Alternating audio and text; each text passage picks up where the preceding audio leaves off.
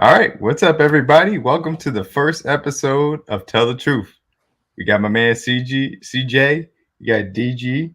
I want to Yo, introduce themselves first. I'm DMac Wakefield. You guys have seen me on here on Kingdom Cast, but this is our new show that we're all going to host every single week. We obviously got a beat down here to recap, but first of all, both of you fine gentlemen, introduce yourselves. CJ, start it off, man. My name is CJ at CGZ81, co-host of The Aftermath. Y'all know me. I'm always in spaces with DMac and DG.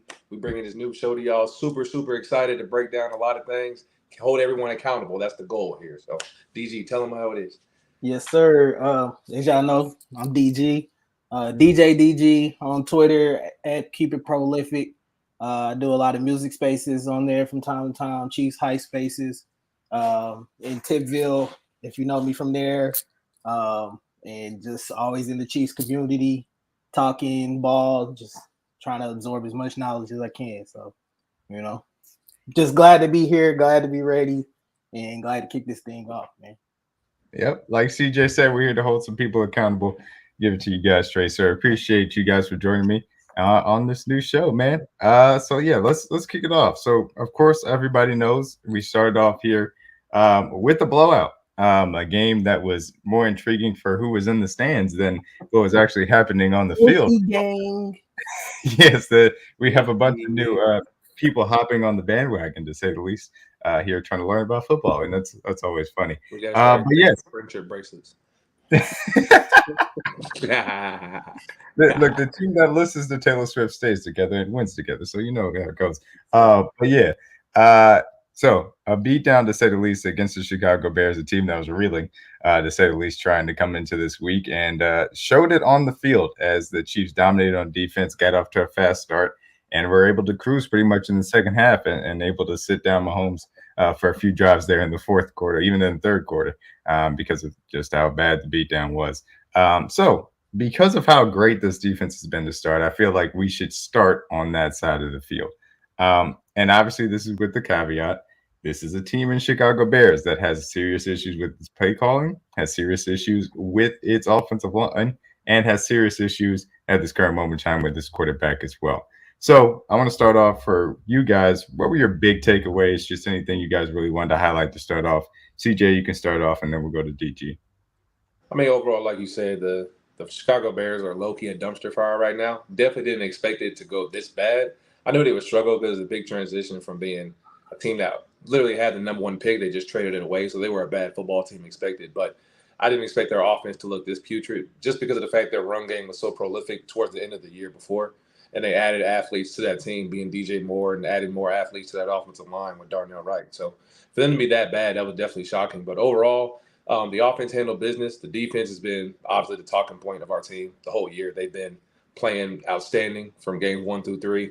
Definitely no more we could ask than we've expected our defense we've had the last, 5 years in the Mahomes era. For us to start off this hot, this is definitely the best start we could have asked for. So overall, we've been dominating both sides of the ball. Perfect by no means. We definitely have a lot of room for improvement. But overall, we've been playing some really good football, to say the least, for sure. Yeah, I think the Bears weren't the most formidable opponent or whatever, but at the same time, you can only play who's in front of you. I love what the defense is doing right now. I think they're playing with a lot of continuity. You can kind of tell that they're playing more for each other at this point in time. I think that they're playing good as a group. And I just like that there seems to be like no egos with that side of the ball right now. Nobody's trying to pad stats or anything like that at this point in time. Everybody's flying to the ball, playing aggressively, and I love the physicality that they're playing with right now, especially in the run game. You got guys like McDuffie and Jalen Watson and all our corners. Josh Williams coming up and making plays in the run game, and even going to Justin Reed now making plays on the ball, which I'm very proud to see. Whatever, hopefully he continues that. So I love what I see from the defense right now. Hopefully they continue. Yeah, absolutely. And look, at it was just another notch in their belt. I think we've seen in years past in which we've allowed teams that not only just hang around in certain games, but also specifically bad offenses find a way to move the ball up and down the field on us when they really have no business doing that. And so coming into this game, I wanted to see them absolutely dominate, and they did. I mean, they were held, without a point there pretty much the entirety of the time in which the starting offense was playing. And it took Blaine Gabbert's, unfortunately, first interception there to create a short field for them to even get the 3 points to start out. And then we got the garbage time touchdown to DJ Moore later on. So the defense came out, did its job first and foremost, and they handled a bad opponent how they should have. And I think that's the biggest takeaway, because there's not a lot you can necessarily learn. I think this was a game that was about a bad Bears team, but Chiefs did what they were supposed to do, which was take them behind the woodshed and take them out back. So that being said, let's get into more specific things. So I think that it's fair to start out with these two guys here, Trent McDuffie and George Karlaftis. These are both the first-round draft picks from the 2022 NFL draft, something that Brett Veach is a draft that everybody lauds him for because of how much talent he was able to bring into this championship-winning team last year, now going into their sophomore year, growing and more. Headlined by these two guys that, first of all, this guy and George Karlaftis is under the radar, just top 10 in pressures in the league, because he has absolutely come out and shown the work that he's done with Tamba Ali. Has showed up big time. It's been a huge boon, and he looks to be a little bit quicker, a little bit faster, a little bit more athletic, maybe a little bit of Bobby Stroop workouts in there, improving his flexibility. And Trent McDuffie as well. We'll talk about him in a second. But from you guys' perspective, what have you guys seen from George Karlaftis that's really impressed you as the season has started and continued, obviously, on Sunday? I don't know if y'all noticed it, but George is faster. I don't think his weight is down. Like, I don't like to think from an overall standpoint, but I could just tell, like, his burst and getting off blocks and getting to the ball, he's just so much more explosive this year. And usually they say, like, as a player gets older, you usually get stronger, not necessarily faster. But I could just tell George is just way faster off the ball. And it also may be a thing of mentally just knowing what to do, being more confident, working with Tom. But like DMac said, he just knows what to do, and he's just getting to the ball at a different rate right now. And obviously when you have other guys around you who are holding yourself up to that standard and things he's learned from, Frank Clark, Carlos Dunlap, and Chris Jones himself, I think guys, like DG said, they're playing for each other, and then you think guys are holding each other to a certain standard, and guys are playing up to and low-key exceeding that standard, honestly. So when we got guys in the room like Mike Dana, obviously Chris, and we know other guys like Tershawn Wharton, and obviously Felix is coming in making plays. Everybody wants to get a piece of the pie. Everybody wants to be the first one to the ball, essentially, like DG said. And that standard is definitely holding true to the D-line group. And George is playing some amazing ball right now. I think he's total 16 pressures right now, which is top 5, like D-Mac said, in the league. So to only have this early of a start, and we're not even at full strength yet in this D-line room, it's going to get real, real scary for those guys coming soon. But so far, so really good. George has played a hell of a year so far. Absolutely. Yeah. I think he's shown a lot of maturity in his rush technique, but you can see the training with Tamba has really worked out well for him. I want to actually go to a play that I think that he made that was very significant in this game. I think it was on Chris Jones' sack. He kind of started with an inside move, and then as the tackle adjusted to his inside move, he adjusted back outside, kept his contain, and it allowed Chris to come up and get the sack and finish the job. So I think he's rushing more with a purpose this year. You can clearly tell he's worked on a plethora of moves in the offseason that's really going to help him. And I think, like CJ said, he's gotten a lot faster off the ball. So I think the sky's the limit for George Karlaftis. I think him and FAU will be a good tandem for the future. And I just hope he continues to grow and continues to keep being what he is right now. So. Yeah, for sure. And look, George, the thing about it is you talk about on that play where he is rushing a little bit outside, then he gets inside to force and take away that B gap from Justin Fields' escape, and then spins back outside to make sure that Justin can't get out the escape hatch, and that forces him back inside to CJ again to clean up that sack. It's the thing about me is the awareness that he continues to rush with as well. It's one thing to obviously see the power, the ability that now he's added some counter moves, and the fact that he's a little bit quicker, but he's using that agility really to get in and out of gaps effectively. And that ability to do that, and then also have the awareness to do it on time, to be able to keep quarterbacks within the pocket and pressure on them as well, has been really key. I mean, that's something that I think we've seen our defenses struggle in the past with, as far as quarterbacks that can really get outside of the pocket and create plays. The fact that you have guys like him, like Mike Dana, that are now being those complementary pass rushers to make sure that those escape hatches don't exist, and really doing it effectively at a high level has really shown up and really shown out to start off this year. And it all starts with the trenches, and this defensive line room certainly has stepped up. And so now, for everybody's star, Mr. Trent McDuffie here. First round pick, obviously a guy we traded in front of the Buffalo Bills to go up and secure a guy that the Chiefs did not guy that the Chiefs did not think was going to fall to them, but Red Beach made sure that they jumped on that opportunity. Thank God he did, because we saw how crucial he was last year, certainly throughout the back half of the schedule into the playoffs. And we thought that he was obviously in line for a huge breakout. And we've seen it to this point. He's the highest rated corner on PFF as far as grades are concerned. He's allowing such a low passer rating. I think it's 5.8 yards per catch at this current moment in time. His success rate is around 63%, which is insane for corners as far as one-on-one opportunities.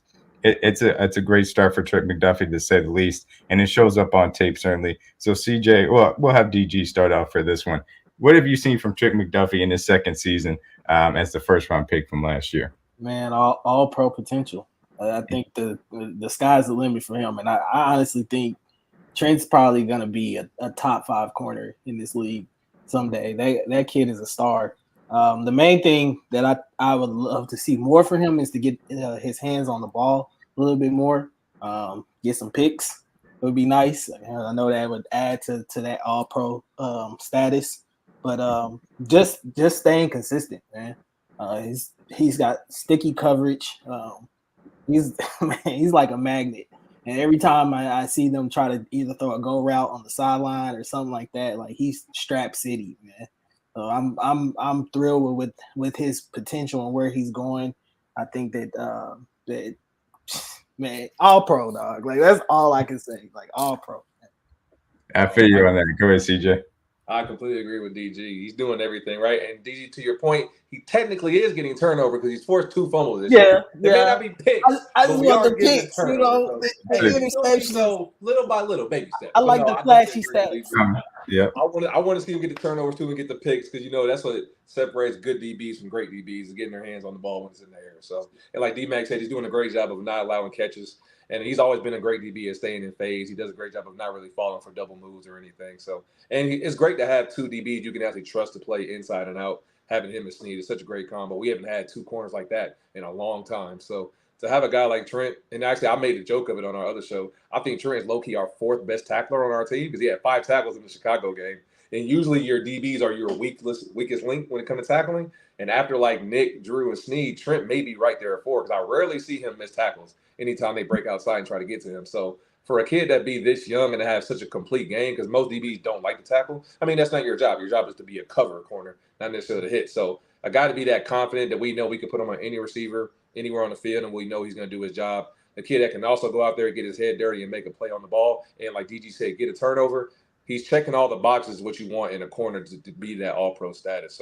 So far, so good for Trent. Obviously, I want to see him keep it going and keep stacking good days. But so far, he's been putting in the work in the offseason, and it's coming true so far. Yeah, and with Trent, it's the instincts that are spectacular. They're well, beyond his years. Last week, and this also kind of applies to the Lions game as well, because of how well the defensive line was playing, the Jaguars kind of shifted their offense to try and go, okay, we need wide receiver screens on a consistent basis just to try and get the ball out of Trevor's hands. And that tests your corner's ability to be physical, work through tackle or through blockers, and be able to tackle the wide receivers. And that's exactly what they were doing, getting in there on the outside. And that's what Trent was able to do consistently throughout the day. And also you saw in the red zone where his coverage skills really showed up. There were many times in which Spags was leaving, a little bit of help to Williams or help to Watson, help a little bit to Snead on a one-on-one situation with Trent, usually to somebody in the slot, either Kirker or Zay Jones. And he was able to do that at a high level because of his fluid hips, ability to have really good coverage skills. And that's a matchup thing that you love to have the chess piece to be able to do, to really erase a wide receiver on a play with one-on-one and then give help to your corners elsewhere as you may need, or send extra guys, as we know Spags loves to do. So the instincts from Trent McDuffie, even on plays in which maybe he gives up a few yards, I like the DJ Moore play where he ended up coming from behind and stripping them. It's a knack for the ball. It's an amazing aspect of his game, and his physicality for a small corner is great to see. So, like you said, DG, all pro potential is certainly within the cards. And God, he's just so fun to watch play. It's so fun to watch it play, and honestly, it's extremely fun to watch the entire defense play. So, on that note, I will also say that while I was away, I haven't been on Kingdom Cast in a second here. I made a tweet basically saying that Justin Reed is the weak link of the defense, and I got some pushback for it, and I understandably kind of knew what I was doing when I was saying that. The reason being was because it's a compliment to how amazing the rest of this defense is playing at this current moment in time. Whether it's the corners, whether it's the linebacking crew, who I say is the deepest linebacking crew in the league. I won't say the best room, but it's right up there. The defensive line obviously have played extremely well, and with Chris Jones back, they have their alpha level pass rusher before they even get their second best pass rusher back. We saw obviously on Sunday, Justin Reed got a tip, was able to get intercepted by Mike Edwards, which is why he's brought in to take the ball away. I still think that the safety group is the weak link of this team, but I do not think that it is a weakness. It is something simply that we just need to give a little bit of help to. But fortunately, the other pieces around this defense have been very well. So for you guys, how have you guys felt about the safety play headlined obviously by Justin Reed and Brian Cook as the starters, and Mike Edwards and Shamari kind of work in there? You got it easy. I think they've been serviceable. They're doing their job. I think Brian Cook is obviously the best player in that position group at this point in time. But for me, the only thing I would want to see is like I said, Justin Reed getting his hands on the ball a little bit more, maybe making some more plays. I just felt like last year he was kind of still trying to learn this defense or whatever. And you can kind of see this year he's getting a lot more comfortable or whatever. So maybe by the end of the year we start seeing more plays from him being made on the ball or whatever. But I still love what they're doing out there. I think that they're obviously bringing the physicality as well too. Brian Cook to me is phenomenal. Like I think that was a steal that everybody slept on or whatever. So I think he's also got Pro Bowl, All Pro potential as well too, and he's growing every day or whatever, and definitely becoming a leader in that position group as well too. So I'm very proud of them, but I, like you said, DMac, I think they're the weakest link of this defense, but at the same time, they've been serviceable and they've been able to do their jobs. No, absolutely, I agree. I think as far as for ranking the groups of the defense, for me, the way they're playing right now, I'll put the linebackers at 1. I think we all would agree with that. 2 is probably a tie between DBs and D-line, but if we're just picking groups, I'll say D-line 2, corners 3, and then safeties 4, if you had to divide them up. So the safety group is playing the worst out of the group, but to DMac and DG's point, they're not playing bad football compared to what we had a year ago. It's an upgrade to that point. And Mike Evers is a veteran, and he was in the right spot and got his hand on the ball. And we got to give Justin Reed his flowers. He made a play and put his hand in tips. When you get tip balls, you want to catch them and make a play on it. So overall, the safety group could be better, and they have time to improve, and you definitely get more chemistry and get used to the system. But Brian Cook definitely taking a step that we all wanted to see. Definitely wanted to see him be a leader, be more confident in his play, and setting the tone for the other guys around the group. And Shamari Connor has gotten his opportunities as well to come in and rotate. And definitely it's a deeper group than last year, more athletic in my opinion, but obviously there's a lot more room to grow. But when you have such a standard on that defense, like Willie said, they're aiming to be the best defense in the NFL. You have no choice but to play better. And I think nobody's probably holding themselves more accountable than those guys, and especially Spags, but they definitely need to be improving in certain areas. But overall, Justin Reed's always flying around to the ball. He may not necessarily always make the tackle. I'm not going to sit up here and lie. He needs to improve in certain areas, but definitely guys are always around the ball making plays, and definitely they're in the right positions. We just need to necessarily get there a little quicker. Lining up and knowing your assignment and reading your keys is the biggest thing about playing DB, especially safety, being in the middle of the field. That's the first read for any quarterback, is knowing where the safeties are at. So definitely want to see guys, disguise up some things and kind of confuse the quarterback so they can kind of set the tone and push the tempo on their side. But so far, so good, and definitely want to see him improve. Yeah. Absolutely. And, shout out to my guy, Brian Cook, who did transfer to Cincinnati from my alma mater, Howard University. Shout out to him. Yeah, I mean, look, Brian Cook, I think, is a guy that brings a certain level of physicality to the defense. And this is where I kind of land on the safeties. Like you said, DG, it's serviceable. They're doing their job. I think that when you're asking them to do the right things, then they're fine. Justin Reed, again, is a guy that I don't want to leave in man coverage often because I think that he gets beat a little bit too much. But asking these guys to play certain split zones looks, asking these guys to rotate down into certain rival coverage looks, asking these guys to blitz a quarterback occasionally is fine to me. And ultimately, the thing that I do like is that there was an aspect of this team that really lacked a physicality to it. And I think it's a good thing that now we have brought that into the defense a little bit more. They play with an edge. They play with, speed. They want to surround the ball, and they are opportunistic. And that's something that's really encouraged me as this season has started. So from that standpoint, I'm certainly happy about that. So, defense playing well. That's great. The question mark through the first 2 games of the season was more so on the offensive side of the ball. This week against a bad Bears team, they certainly took advantage. And you certainly will get to this question also from Appreciate You. We'll talk about Ross for sure here in a second. Yeah. But yes, offense had a great day. You guys, big takeaways from the offensive performance, putting up 40+ points against a bad Bears team. How do you guys feel about it? Go ahead, CJ. I mean, overall, we knew this was a get right week for our offense. We know how they needed to go in there and clean up a lot of their mistakes. And we wanted to start the game the way we ended last week versus Jacksonville when running the football. And I think we did a better job of that. Just going on some little power gap schemes. It was definitely good to see guys get some momentum. We wanted to see those jet packages on third down, especially in the red zone. That's a specialty. So, and it's actually funny. I wish we could show the clip, but both plays that Jet McKinnon scored on was literally the exact formation. They just flipped it. It was it's like an empty set, Jets in the wing position.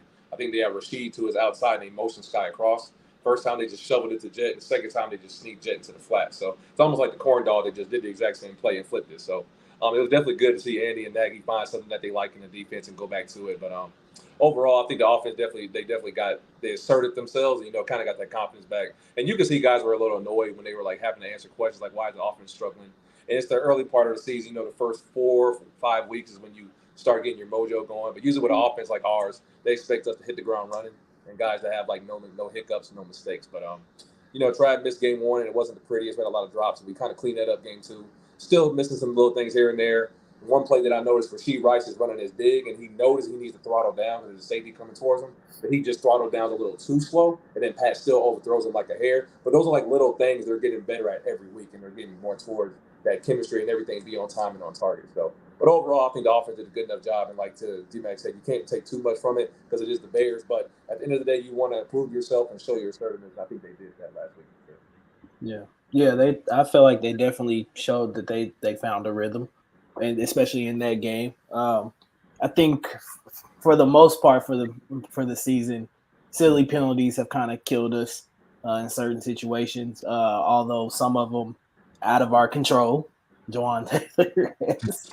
But some certain silly penalties have killed some drives or whatever. Which those to me are all fixable mistakes or whatever. I think that this week we saw a lot better chemistry with the receivers, with Mahomes being able to hit some guys. Rashid Rice got going. Sky Moore seemed like he's starting to get a little bit more comfortable in this offense. And then they finally just decided to run the damn ball, which we know, and Pat has said it in his pressers all the time. When they run the ball, they're a good team. And they have a lot more flow when they run the ball. So if they continue to do that, I think they'll be fine. I didn't have a real worry about the offense. I knew eventually they would come around. They've been one of the better offenses in this league for a long time since Mahomes has been here. So I knew they would finally figure it out or whatever. And so hopefully as the season goes on, they continue that. Yeah, man. And look, you guys said it. It's ultimately a bad team that you're playing against. But I think the great thing that you want to see, and we'll get into some of the, Juwan Taylor with all this, this team looked like it was in rhythm and attacking or the ways in which it should have. I think that everybody can agree. Everybody was fairly encouraged by the ways in which they attacked in the run game, which is very nice to see. I mean, look, we wanted to see that badly, honestly. And the fact that we got a preview of that was really nice. The ways in which they were able to continue to pass the ball, move the ball down the field. The offensive line did its job. What's up, Magic Man? And that's really the important thing. The offense was operating on time. And ultimately, otherwise, that would be concerning if they weren't against this bad of a team. So, yeah, we can get into a little bit more of the specifics as well. So we'll start out here. I think that one of the early season performers in this wide receiver room that does deserve to be highlighted. Rookie out of SMU, Mr. Rashid Rice, 2nd-round pick. We saw him get a lot of work throughout this game, not just in garbage time, but also at the beginning. He was able to sit down in the middle of some routes. He did have the drop early, and of course the one later on with Blaine Gabbert. But when he was able to get the ball in his hands, he immediately turned upfield, really got some extra yards after the catch, and showed some dynamicism that I think some people might have missed on his 2022 tape due to some of his injury issues as well as some youth. So, your thoughts on Rashee Rice, CJ, as we started out this season? You can definitely tell he's had a lot of work with this offense before the draft. It's definitely good to see a rookie come in and actually, not to say like support, but actually contribute to the offense. Because we know rookie receivers and Andy Reid not necessarily have the best relationship. So to see that work that he put in with Shane in the preseason work, and definitely have that Texas kind of workout that Pat had with all the receivers, you can tell it's kind of paying off.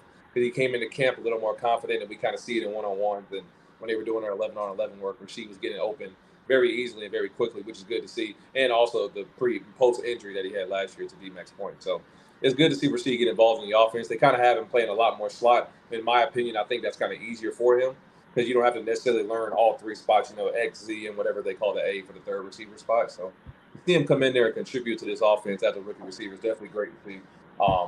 I think that's also good for the younger guys because I know we always haven't necessarily had high expectations for our rookies, but to have guys like Sky in his second year and Rasheed in his first year to look if they can contribute on a consistent basis. Whenever we do decide to move on from guys like MVS, whenever we decide to move on from guys like, albeit Travis Kelce, we have guys we know are proving themselves to be consistent players from us. And it's only the beginning. It's only game 3, so I don't want to speak too soon. But so far, so good for those two. Because those are the two guys that I expect to carry this offense for years to come. And I think those guys are proven so far so good. Yeah, I think Rasheed has definitely gained some confidence with Andy, especially early on in this year. I think that he's come in and really shown that he can understand zone and where to sit at points in times. The only I guess pushback that I would have for him was just I would love to see him have more anticipation, be more coherent of anticipating the ball coming his way. Especially coming out of Pat's hands. You can clearly tell Pat wants to get him the ball because he's just that dynamic. I also would like to see him fight more to get into the end zone. So close. Instead of scoring, he could have had 2 TDs. But I think Rasheed is doing great. I know the growth is going to continue as the season goes on. The more confidence that he gains, the more confidence Andy gains in him. Will be very beneficial for this team. So I love what she is doing right now. So yeah, absolutely. And look, I think that you talk about a rookie guy coming in trying to contribute. Obviously, a difficult proposition, but for him, and I thought the opportunity was going to be here specifically for him. After we saw the first 2 weeks, he played a little bit with the first team. They seemed to feel kind of comfortable with the ways in which he did, and maybe that pre-draft workout obviously helped out a little bit to start out with him down in Texas with Mahomes. But the fact that he's hit the ground running in the ways that he has, I think is very good. And something I saw when I was watching his college tape was he was very good at sitting down in zones when he was in college. He understood a little bit about the defensive leverage more so than we saw with some of the guys that were better at going one-on-one versus man. And that's important because teams are going to play zone against this because Travis Kelce is so difficult to guard one-on-one. And we know Mahomes absolutely kills man-to-man, especially with his ability to scramble. So the fact that now we have an answer really to zone on a consistent basis with Rashee Rice underneath doing a lot of stuff that really made Juju productive here last year, I think is important. And the fact that he's doing it with a little bit more juice than we saw out of Juju last year, I think is also very nice. But look, as far as a guy that's kind of playing ahead of his years, it's a good thing here. This is obviously the touchdown that CJ was referencing, the second one to Jet McKinnon. But important part of this play for Rashee Rice, he is the quote-unquote clear-out route there to create the natural pick for Jet McKinnon to get out of the backfield and wide open on this play, and he does it effectively. A lot of young receivers will get to this point and be like, oh, well, let me just, try and grab this guy and make sure his guy doesn't hit him and yada, yada, yada. No, he just runs like he's running a normal route and creates that natural pick, doesn't get offensive pass interference, and obviously creates the Jet McKinnon touchdown. And so even though he wasn't able to show out himself and create those 2 touchdowns because he got just that close, he did help out and get them into the end zone when it mattered most. So shout out to Rashee Rice here. I think we can circle back to Shamar Connor as well as other rookies are concerned. We do have to talk a little bit about this offensive line and specifically Jawan Taylor's situation. So I will tap into my country back here. These are my thoughts and my thoughts alone. These do not reflect CJ or DG or anybody else at Kingdom Cast thoughts.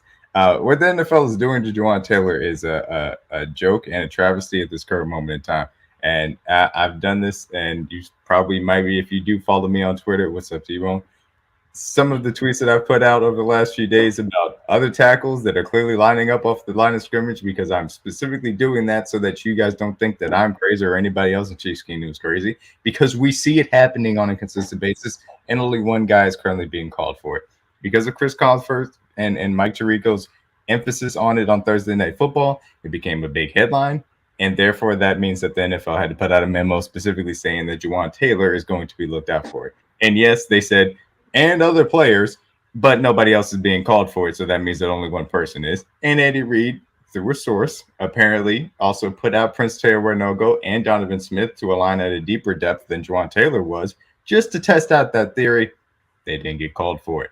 So here we are about it. And it's unfortunate, and it's really malpractice because, unfortunately, not only did it take points off the board for the Chiefs, but it also created a little bit of an ankle scare that everybody certainly was concerned about. So from my perspective, the NFL has significantly dropped the ball on this, and they need to fix it. They need to fix it one of two ways. Either you need to call it fairly on everybody, or you need to throw it out as you have been to this point. And so we're back on Sunday Night Football against the Jets in week 4. We will certainly be watching. But if I have to go another week in which I watch a whole bunch of national broadcasts and other tackles are lining up deep and Juwan Taylor's getting called for it, I'm going to be pissed. I won't lie to you about that. But I will also say, when these guys are allowed to play football, they're playing great. They're doing a great job of pass protection. Donovan Smith and Juwan Taylor, the pressure percentage is around 6%. Both of these guys have done a good job coming in, adjusting to the system, adjusting to moves, which does take a little bit as well. They're being asked to pass protect for a longer time as well than they normally have been, and they've done a good job. And that's really all you can ask from these guys. We know the interior of the offensive line has played well. So, and these guys are only going to get more comfortable in the system and playing well. What are your overall thoughts on the offensive line and your thoughts specifically about Juwan Taylor as his current reffing situation has come out here? I think the NFL is not necessarily giving a clear and direct message. Because I think after week 1, right, it's the first game of the year. Everybody's watching. It's the first game of football since February. So obviously everybody's going to be tuned in, whether you're a Chiefs fan, Lions fan, or not. So I know they told Andy and the team what he is or isn't doing. And I know Andy and our O-line coach, Andy Heck, corrected him that week. Because we know Andy Reid's a no BS coach. So I know they corrected it. So to go into week 2 and now in week 3, and we're going into week 4 now. So either you're not sending a direct message clear, or you're not holding yourself accountable to that message that you told us. So either he's lining up too deep, or you saying he's okay, and then you're calling something different on the field. So I don't care what the standard is, and I'm not trying to say it's Juwan's fault. I just want the league to give us a clear answer what he should or shouldn't be doing, and then go according to that answer that you've given us. But I don't think they're giving that to us at this moment in time. But aside from that, Juwan Taylor's playing amazing. Pat Mahomes right now has a career low, I think 24.5 pressure percentage, and the lowest he's had since he's been here. Sounds like an upgrade to me from the 2 tackles we had last year. Lowest pressure rate. Lowest pressure rate. So the guard to guard are doing their thing. Joe Tooney, Creed, I think, hasn't given up 1 pressure all year. So all pro Creed, best in the league. All pro Creed, yeah. You feel me? Shout out to Jason Kelsey. I love Travis, your brother, but Creed's the best in the league. No disrespect. It's not even close. But like overall, I think our O-line's playing flawlessly, playing amazing. Outside of the penalties and the false starts and the so-called lining up too deep thing, that's the really only knock I could really give to this offense. Running the football thing and more so like play calling, not necessarily their execution. Because when they're called to run the football, I think they're doing that at a high rate as well. But yeah, I just want to get this issue cleaned up. I'm tired of hearing about it. Like DMac said, I don't want to wait all day for Sunday night to watch stupid penalties be called, because this O-line is really playing good football, and the numbers are showing it. We're not just saying it on tape to be trying to pump up our own team and be biased. The numbers are backing up these statements as well. So I definitely want to see these guys get their flowers, because they're definitely improving on everything we wanted to see them improve on this year so far. All I got to say is when the flags stop flying, the rest of the league be afraid. Very afraid. Because if this is the way this offensive line is going to play for the rest of the year, especially with what we kind of experienced last year, and I said this in kind of preseason, we finally got tackles that don't need much chip help. You know, you can kind of leave them, especially you got like a guy like Juwan, you can kind of leave them on an island and they can handle their own. And if that's gonna happen for the rest of the year and the flags aren't gonna fly, be afraid because Mahomes and this offense is gonna torch a lot of defenses in this league. You So know, Jet still has to get a little chip in there every now and then. He had a good yeah, one. you know He had a that, good that's one where the he knocked dude personal ribs. He got to get a bodyguard. little. He got himself a half slap of ribs on that one though. He had to get him right here. Ooh, he got right at it, and then caught it after it. Yeah, man. You know, Shout Jack out got to Jet, give him a man. chip in there. But look, the thing about it is, and Donovan Smith is allowing more pressures than Jawan Taylor at this time. But ultimately, and we saw this week one, Jawan Taylor against Aiden Hutchinson was essentially shutting him down for like one, and except maybe 1 or 2 snaps. And that's exactly what you want from a guy that you're paying as much as Jawan Taylor. But that's the idea behind paying That's Jawan not what Taylor. I heard, DMac. I heard he was getting cooked. That's, No. that's what people was telling two me. plays mean you get cooked. That was people not watching. We was watching 2 different games, America. Apparently, so. no. There's only 2 plays in the game, DG. You ain't know.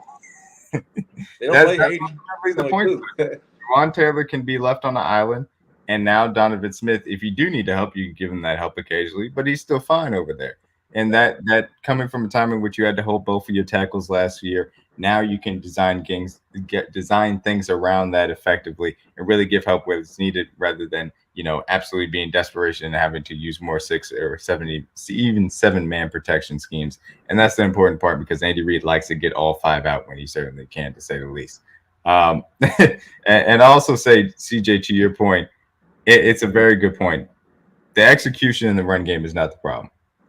If you're calling the plays correctly, they will do it. And again, I said this after week 3, or I said this after week 2. They know what runs work. They just are doing their, experimental early in the season thing, so they're not going to get to them. And we just got to get through this period where Andy Reid and Matt Nagy are just going to be like, we're going to run outside zone because we feel like running outside zone. Stop doing it with Clyde. It's annoying.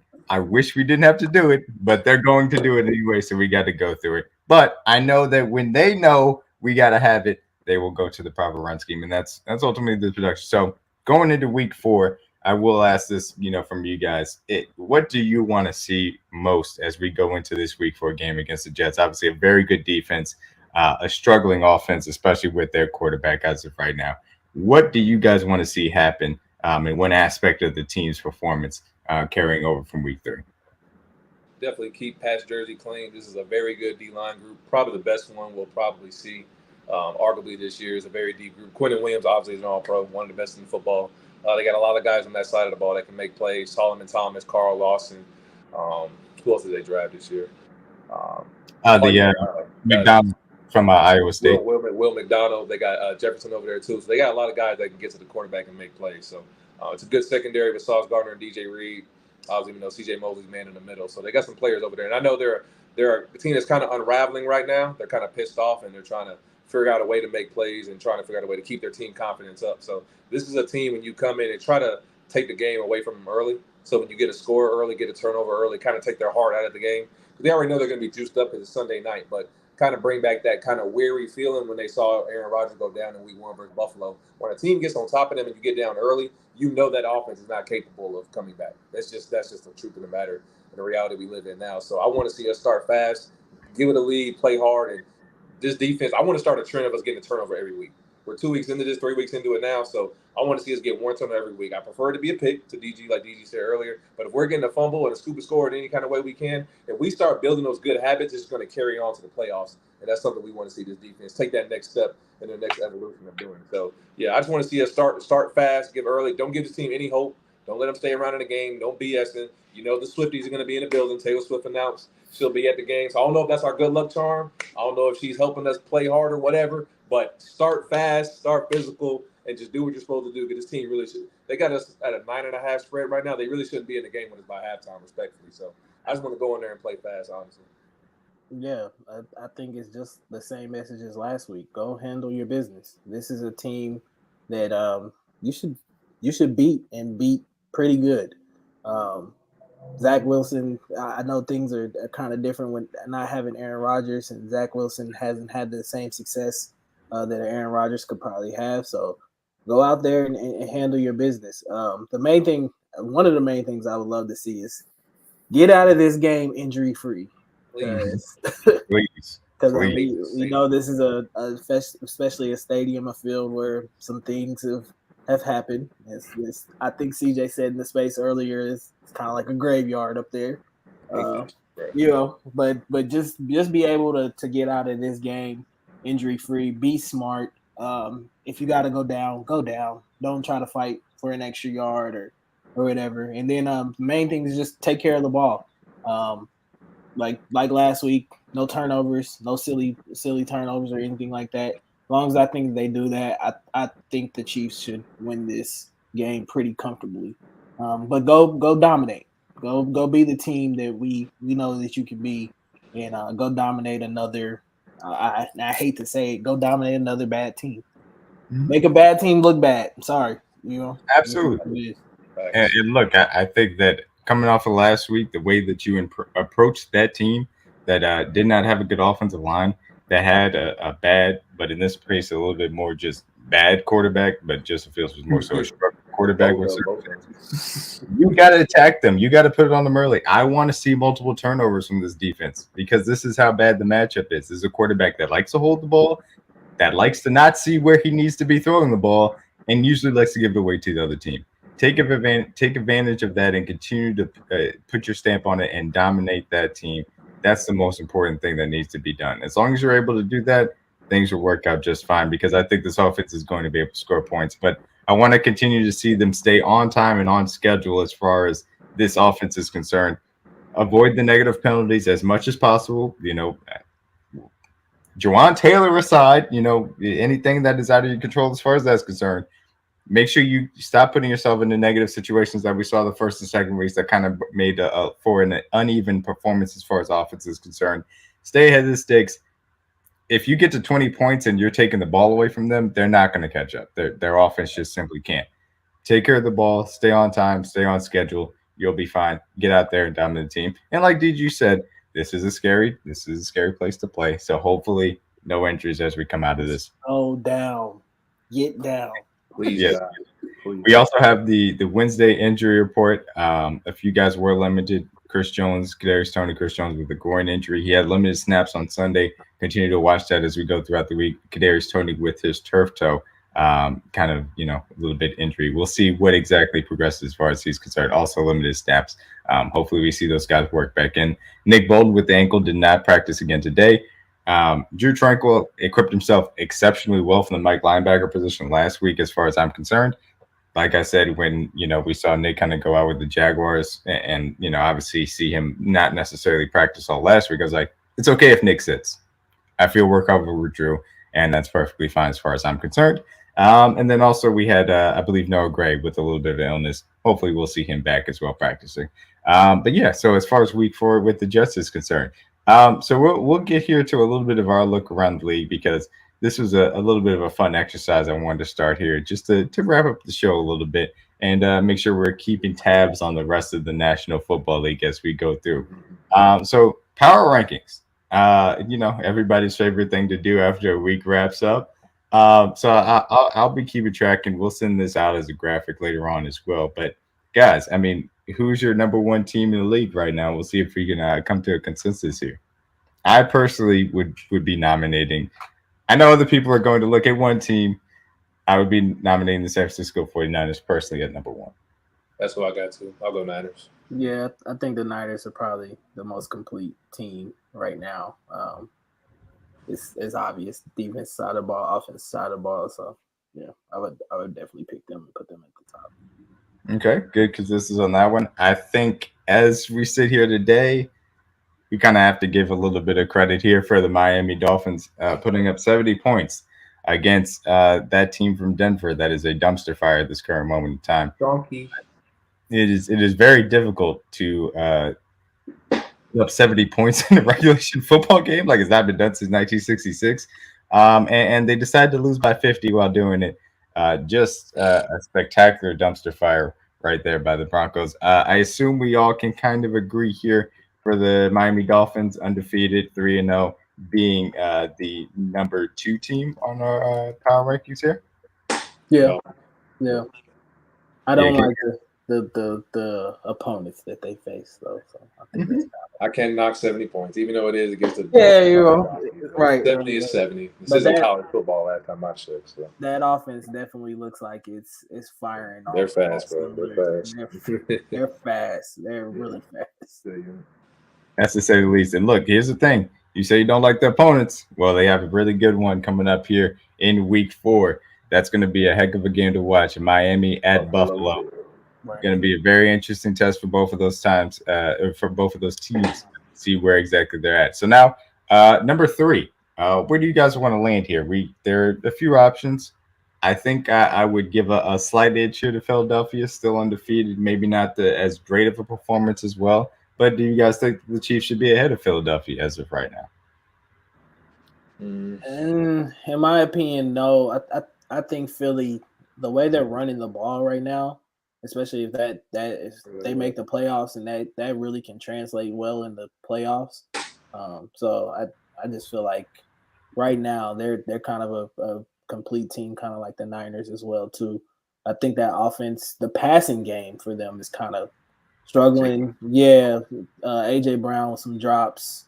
So like, but it's stuff kind of like what the Chiefs are kind of going through too. It's all fixable. It's all things that they can get corrected. So I like what the Eagles are doing right now. I think they're dominating, especially in the run game too. That QB sneak is unstoppable. The 92%. No, I'll give Philly the nod at 3. They've had a couple of games where they turned the ball over multiple times, comparable to us, but they still found a way to win. So I'll give them the edge because of that. But I think when it's all said and done, I think the numbers will eventually be flipped. But for now, I'm gonna give them credit for winning games even when they don't play their best ball. Their offense hasn't been as crisp as they wanted it to be, like DG said, compared to us. But they're finding ways to win games. I got to give credit where credit is due. So I'll give Philly at 3 for being undefeated. Yeah, that's fair. I think so as well. And like you guys said, this past game, I should say, struggling a little bit. Jalen Hurts not exactly showing out over the middle like I would like to see to this point. We'll see exactly how they're able to start off a little bit here.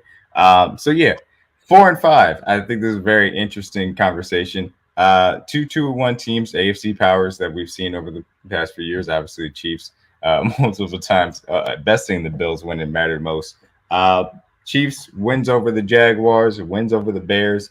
Bills wins over the Commanders, wins over the Raiders last week, I should say. Pretty dominating wins in both circumstances. Where do you guys fall as far as Chiefs versus Bills? Which team do you feel deserves the number 4 spot going into week 4? I think we're 4. I mean, obviously, we both have a loss that neither team would want, obviously. But to lose a game on, Monday night and the other team's best quarterback is not on the field, and you had no business letting that team even be in the game in the first place, and they turned the ball over 4 times that night. We've struggled on offense. We've never been that bad the way that Buffalo Bills played week 1 versus the Jets. So I'm definitely going to give us the 4 spot and put Buffalo at 5 for sure. And we both kind of had a get-right game. Theirs will be versus the Raiders, ours versus the Bears. So the only thing that's kind of like the splitting hair point would be how did we play in both of our losses? And you don't ever want to do that. But for this exercise, our loss was better than their loss, if y'all get what I'm saying. So I would put the Chiefs at 4 and put Bills at 5. Yeah, I think we're at 4. I definitely think we're starting to turn the corner. That first loss to the Lions was kind of opening night, and nerves are running, and banner drops, and you lose by a point or whatever. I think the Bills got your second and third best player as well. Yeah, Exactly. that too. I think the Bills, for instance, man, losing on a punt return for a touchdown is nasty work. So, Nasty. but obviously they've been able to kind of find the rhythm against two not so formidable opponents or whatever. I think they definitely got the luxury of playing Sam Howell last week and torturing him or whatever. So I definitely would like to see them, against a more formidable opponent like Miami this weekend and see what they can do before I would put them before us. So I think Chiefs 4, Bills 5. Yeah, I think that's fair. Look, this is going to be a fascinating test for both sides. Obviously, Miami's kind of obviously dominated, been able to beat the Patriots fairly easily, took care of business week 1. This is going to be fascinating to see what type of things the Bills try to do to get after that Miami defense, especially if they can get Dalton Kincaid a little bit more involved. He's had the snap percentage, but hasn't had the target share to this point, so we'll see exactly how much he gets used. and if they can find some answers to what has been a diabolical scheme by Mike McDaniel to this point. I mean, he's got Tyreek Hill lined up at tight end and then doing speed out motions. He didn't have Jalen Waddle out there, but Devin and Mostert absolutely were terrorizing on the ground to the Denver Broncos last week, to say the least, and to the tune of 350 rushing yards. That's disgusting. That is some high school football ish if I've ever seen it. That is Mostert had 4 touchdowns. 300 yards. I mean, look, I started Mostert, and he wasn't even the best Dolphins running back to start, but I was still happy I started him because he had a great game. I mean, it was something to watch, man. I just kept watching the score. I'm like, oh my god, just keep going up. And you look 70-20, and it could have been worse. They spared him at the end. Oh man, actually, this is going to be a really quick question. Because DG, I don't think we've ever had a conversation. Did you play football in high school at all? No, I only played at the Pop Warner level. I played high school basketball and college basketball. Okay, see, I was a baseball guy, so that's fine. So CJ, I mean, we're all competitors here, though. At that point, do you feel like them taking it easy on you just feels like pity? Like that feels worse than if they had actually gone for it and tried. Like them taking their foot on the gas there is just like, oh, I would. Like, I was at Arrowhead watching that game in the parking lot with Chuck, and I was like, I saw somebody on my timeline say mercy rule in Miami, and I thought they were like joking. I'm like, what do you mean by mercy rule? I'm trying to look up the score because it was loading really slow, and I saw 60. I was like, this got to be a typo. There's no way they have 60 points in a football game. Like, it has to be like maybe 36 and not like 63. I was like, maybe they put it in wrong. And then as we went to the ESPN app, and I'm like, how do you even get 60 points? And I'm looking at the stats like DG said, and I saw 200 yards. I'm like, you let 2 people run for 200 yards, and the game's not even over yet. I'm like, okay, now this is getting disgusting. So I know it's hot in Miami, so I'm like, I'm not trying to excuse the Broncos of anything, and this was a top defense last year. I don't get how you were a team that averaged – they only gave up 16 points a game last year. And I think on average they're giving up, I think, a league high, which is like, I think since 1977. I saw the stat this morning. They're giving up 7.8 yards per play, which I think is one of the lowest, if not the lowest in NFL history, or like most yards given up. So for that same defense, and I know they lost Bradley Chubb and Vic Fangio, which are 2 pieces, but the foundation is still there. For that foundation, that defense to still be here, for you to give up that many yards and this many points. We're only in week 3, and you're supposed to be held accountable with Sean Payton. It's not looking too good in Denver. And from a football player standpoint, because I played in college, I was blessed enough to play after college. I've never seen people in the NFL get put up on 70 like that.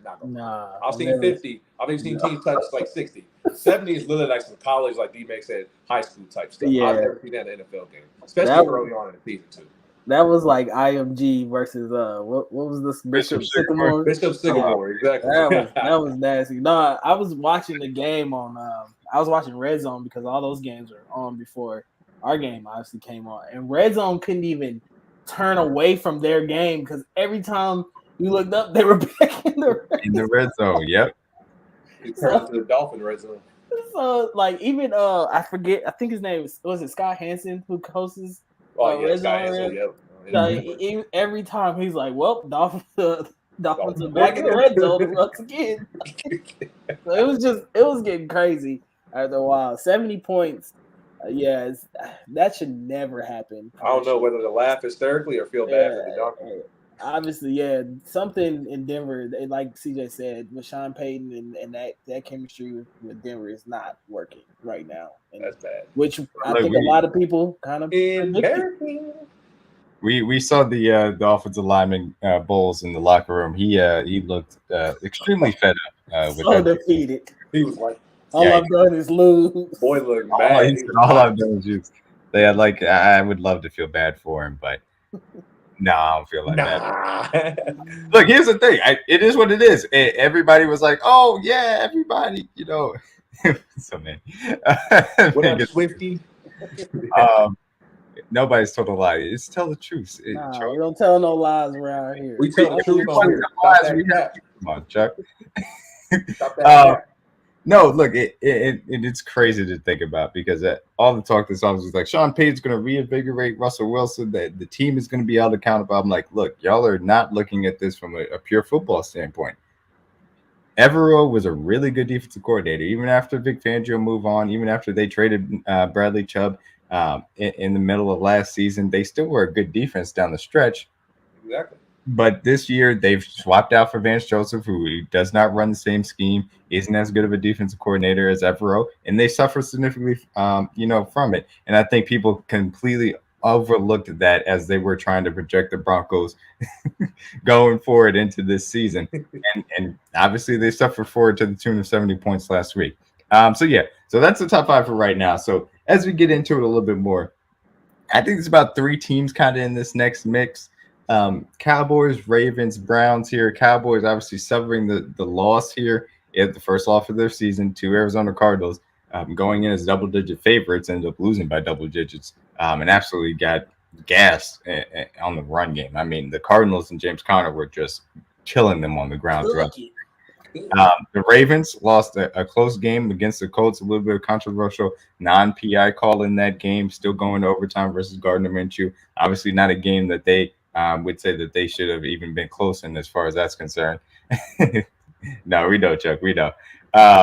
And so that team and the Browns, a team that we've seen play very well, that the defense is playing at an extremely high level to this point. You've seen Jim Schwartz really show up with that defensive line, and we'll certainly see how they continue to progress. Unfortunately, they did lose Nick Chubb versus the Steelers in that game, but they went out and dominated the Titans all the same. So where do you guys feel as far as these next group of teams? How should they be ordered? Ravens, Browns, and Cowboys. I would go Browns, Ravens, Cowboys. The Cowboys would probably be at the top of that group before last week, but losing to the Cardinals on the road, that's a bad football team who's trying to lose on purpose. And for them to not have Buda Baker on the field, who else is their only other playmaker on defense? For them to struggle in the red zone and Dak threw that awful interception to end the game. So the Browns are probably, out of those 3, have had the best win so far. They beat the Bengals. Granted, Joe Burrow was hurt. Losing their best player, Nick Chubb, which definitely sucks. There's nobody out there still find a way to battle in that game, but you lose to the Steelers. But they bounce back. And like DMac said, found a way to get a win against a tough physical football team in Tennessee. Out of those 3 teams, I would think Cleveland gets the nod for me as being the best one out of that group. And then Dallas having the worst loss will put them at 3rd. So, yeah, I would go Cleveland, Baltimore, Dallas in that 6, 7, 8 form. Yeah, I think the Browns, especially this year, that defense is scary. There's something serious. And Myles Garrett is obviously making his case for Defensive Player of the Year, especially out there doing crossovers. And they got the best set of corners in the league. The best corners for sure. Yeah, Nice. is playing very well, especially having Denzel Ward. Denzel was a special player in his own right. But I think as long as I know losing Nick Chubb is going to be kind of a factor for them.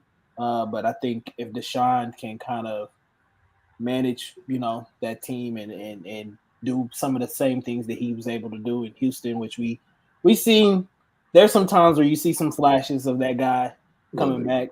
I think it's taking a little bit of time for him to get back acclimated with the league. I don't think a lot of people realize, like, being out of the game for so long, it's a tough road to get back, and the game is changing and moving every day. So I think that's just a really tough adjustment. Ravens, I feel like just a kind of a tough loss to a really scrappy team. Colts are always going to be scrappy, especially. Cowboys, to me, that loss to the Cardinals, that's not a pretty sight. That's a team that you really should have went and probably handle your business against.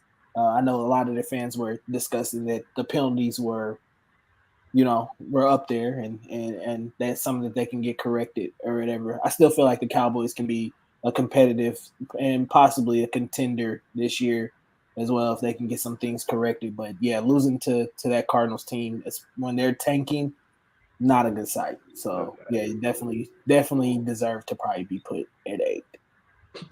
Yeah, it's tough. And look, I will certainly say to the King Queens podcast, shout out to them being in the chat, that the Cardinals really played hard. I mean, I got to give Jonathan credit. I mean, to this point, he has had them playing extremely hard, and for a head coach of a team that's lacking talent like they are, that's an impressive thing for him. You're definitely going to have to earn your win against them. Oh, yeah, absolutely. Absolutely, got you. And you got to give him credit for that. No, that's just the YouTube channel, man, in the comments. Oh man, I love Manny. But yeah, no, and like the ultimately, I think you guys got it right there. The Browns have been extremely impressive, especially with their defense.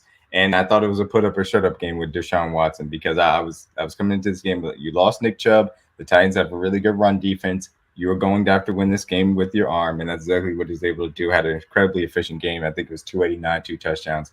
Exactly what you expected Deshaun Watson to do out there when asked to do it. Looked a little bit like his old self.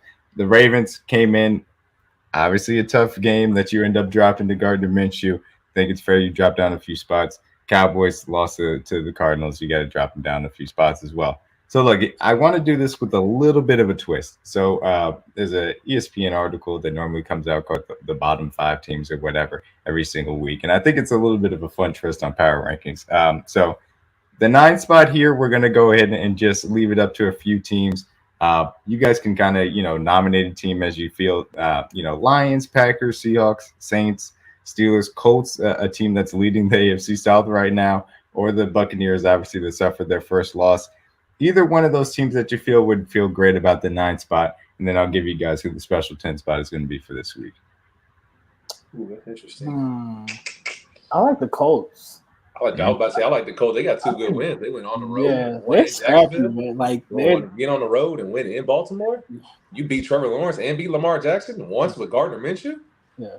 I may have to give the nod to the Colts. I'm not gonna lie. That's a good little 2-week stretch right there. Yeah, I was gonna low key kind of think Seattle, but they lost to the Rams, which isn't a bad loss, but I thought they should have won that game. But the Colts are playing really good ball right now. To not have AR and a team that's not necessarily the most talented football team, but overall they're finding ways to win games. Shout out to Shane Steichen, man. He's finding out a way to win football games. I got to give him his credit. Those are 2 big wins on the road. 2 games I respectfully thought they would have lost. So, and for them to win both of those games and to not have their starting quarterback and obviously have their best player, Jonathan Taylor, who hasn't played a snap for them this year, for them to be 2-1 sitting on top of the division, like DMac said, that was not on my bingo card. So, if I had to pick a team out of that little group we just mentioned, I'm going to give it to the Colts for sure. Got to give them their flowers. Okay. Yeah, they're a scrappy team. I think they're going to be one of those teams that they necessarily may not have the weapons and the guys to kind of go up against those other those other contenders, but they're gonna be a tough out, especially with having AR and his growth. AR Anthony Richardson, man. Anthony Richardson. But yeah, being able to get him back and what Steichen has been able to do with that team and having them 2-1 and going into a tough environment like Baltimore and pulling out a win is very impressive. And I think they could possibly be one of those wild card teams that you might not want to see on wild card weekend. If Jonathan Taylor comes back, we could be having a different conversation. I don't know when he plays or do they trade him or not, but if you add him to what they're doing now, could look a little scary. That defense is playing extremely well with Leonard in the middle, and obviously Buckner was up the defensive line playing exceptionally well. Got to give him a lot of credit. And again, went on the road without Anthony Richardson, a guy that the offense has been built around to this point, and played a very good game. So I'm perfectly fine with nominating the number 9. So the 10 spot, I kind of want to make it a weekly kind of shout out thing. Obviously there will probably be better teams that could possibly take over this spot. But for me, I want to give a shout out to the Houston Texans. This is a team that came into this year, obviously made huge draft picks with CJ Stroud and Will Anderson. Both of those guys are playing at extremely high levels. I mean, I've been blown away by what CJ Stroud has kind of shown to this point. No Derek Stingley this week. Still were able to go out there and put it on a Jaguars team that obviously a lot of people have had high expectations for, including myself, and really showed out during that game.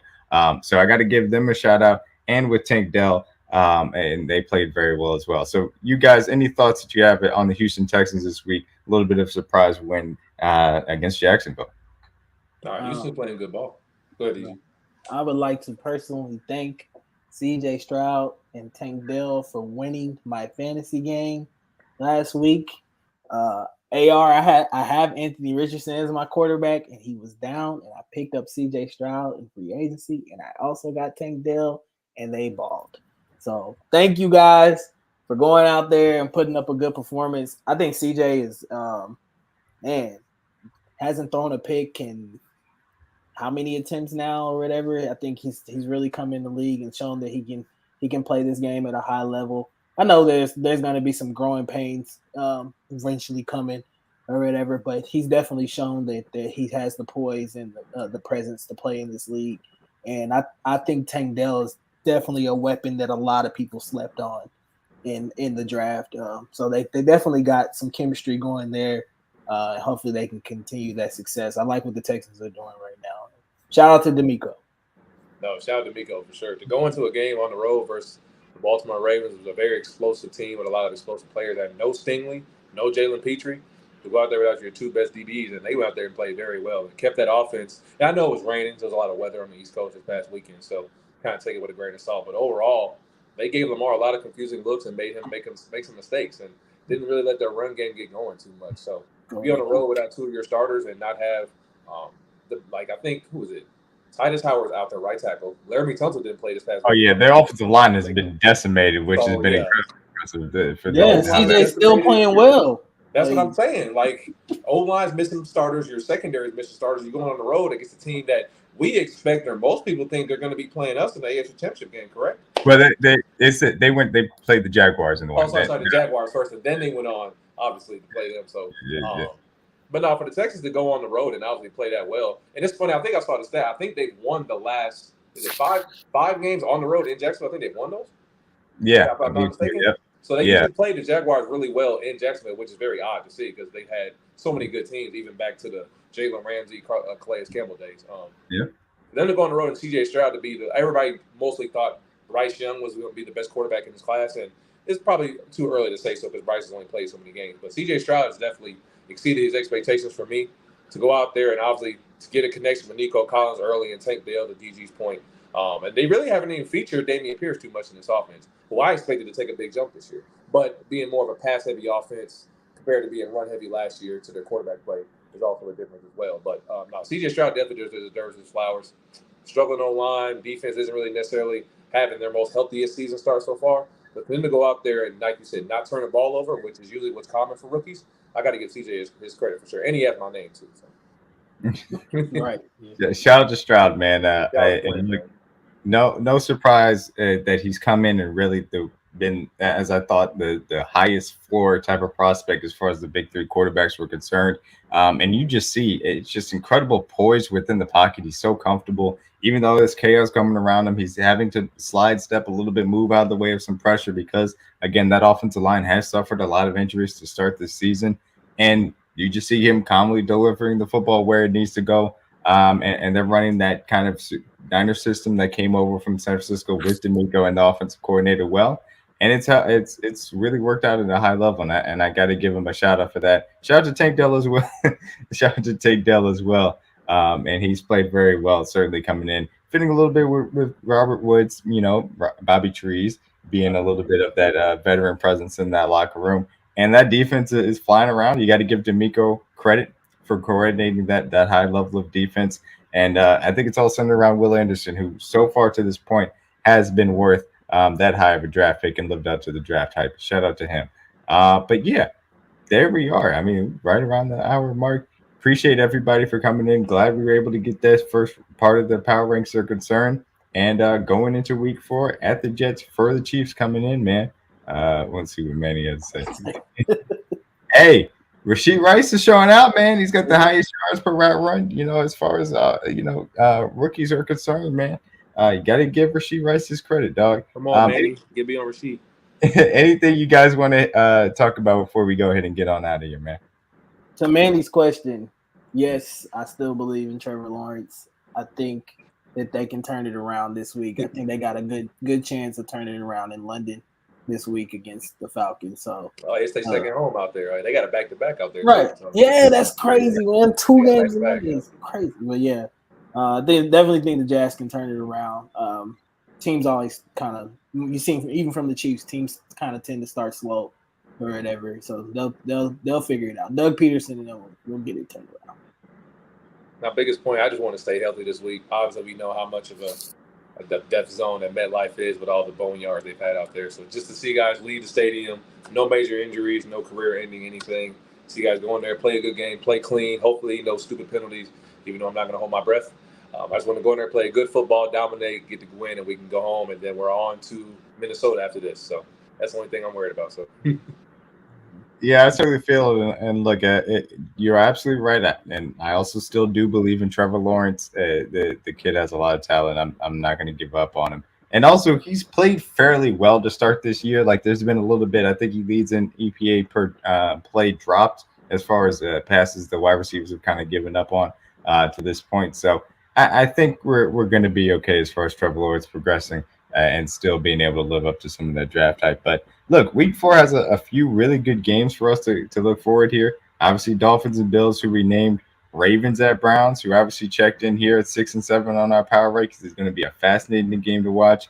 Falcons Jags to start off the early 9:30 a.m. start is going to be certainly interesting over there in London. I think Thursday night game, London Lions versus Packers, That's gonna be a another pretty good game. We got a 1 and 2 matchup, AFC teams, Bengals and Titans. That's going to be a very interesting game as well. Got some Bucks Saints. Yeah, we got some very interesting games here to check out here in week 4. And of course, we'll be not wrapping it fully up because of the Monday night game, but at least wrapping up the Sunday slate on Sunday Night Football in New Jersey, because I always like to make that distinction, against the Jets with Taylor Swift in attendance. Swifties, make sure you I guys. don't know about you. I'm feeling 22. That's how we're feeling about Trent McDuffie, Mr. Breakout himself, dog. Love to see it. Tell the truth. Appreciate you guys joining me for CJ, for DG. Thank you guys for episode 1. We back here next week, right back at it, dog. See y'all later. Peace out.